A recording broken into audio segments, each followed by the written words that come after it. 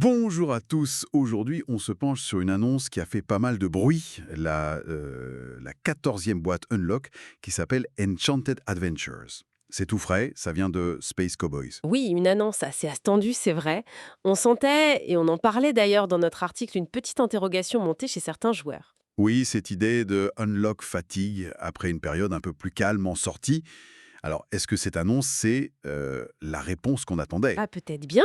Pour rappel, Unlock, c'est ce concept génial lancé en 2017, transformer son salon en escape room avec juste des cartes et une application. Exactement. Un succès fou basé sur cette promesse d'aventure à la maison. Alors, cette boîte Enchanted Adventures, prévue pour fin 2025, qu'est-ce qu'elle nous réserve? Alors le format, bon, ça reste le même, 1 à 6 joueurs, mais enfin on y reviendra sur le nombre de joueurs, Oui, oui. dès 10 ans, et toujours cette fameuse heure au chrono. Et dedans, 3 scénarios. 3 scénarios, avec des thèmes qui ont l'air assez immersifs, hein. Le premier, c'est la colère de Kilea. C'est ça, ambiance polynésienne niveau 1. Faut apaiser un dieu du feu, a priori. D'accord. Niveau 1 pour commencer doucement. Ensuite, Ensuite, la course aux jouets, niveau 2. Là, on retourne en enfance, fête foraine, gagner le gros lot au lance-pierre. Amusant. sympa.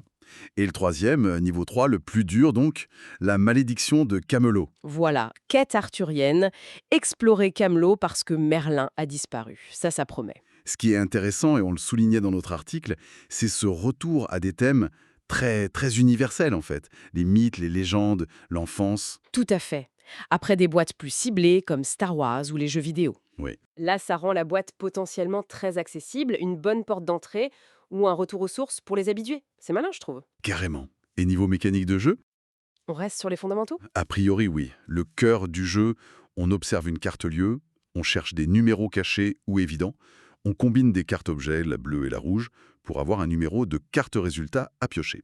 Classique, efficace. Et l'application, toujours aussi centrale, j'imagine. Ah bah oui, plus que jamais, c'est elle qui gère le chrono, la musique d'ambiance, qui valide les codes, qui donne les pénalités aussi, hein. Faut pas se tromper. Exactement. Mais elle aide aussi avec les indices, et puis surtout, elle permet des énigmes qui sortent des cartes, des sons à écouter, des machines virtuelles à manipuler, parfois même de la réalité augmentée. C'est ça qui crée l'expérience Unlock. Ces moments intenses. Le eureka collectif quand on trouve enfin la solution. Oui, mais aussi, faut le dire, la petite frustration quand on bloque sur un numéro introuvable ou sur ce qu'on appelle parfois la moon logic. Ah, la fameuse Moon Logic. Cette logique un peu décalée, on va dire. C'est ça. Parfois un peu tordu, ça fait partie du jeu, mais c'est un équilibre fin à trouver pour les créateurs. Un autre point pratique qu'on abordait aussi dans l'article, le nombre de joueurs. La boîte dit 1 à 6. Oui, mais dans les faits, Dans les faits, à plus de 3, ça devient compliqué pour que tout le monde voit bien les cartes, participe vraiment. c'est ça. L'idéal pour nous, c'est vraiment un, 2 ou 3 joueurs maximum, pour une meilleure expérience. Bon conseil. Et un point important aussi, la rejouabilité. Ou plutôt, l'absence de rejouabilité. Exactement. C'est un jeu à usage unique. Une fois l'énigme résolue, on connaît la fin. Mais, et ça c'est vraiment un plus par rapport à d'autres jeux du même type, On ne détruit rien. voilà, la boîte reste intacte, on peut la prêter, la donner, la revendre.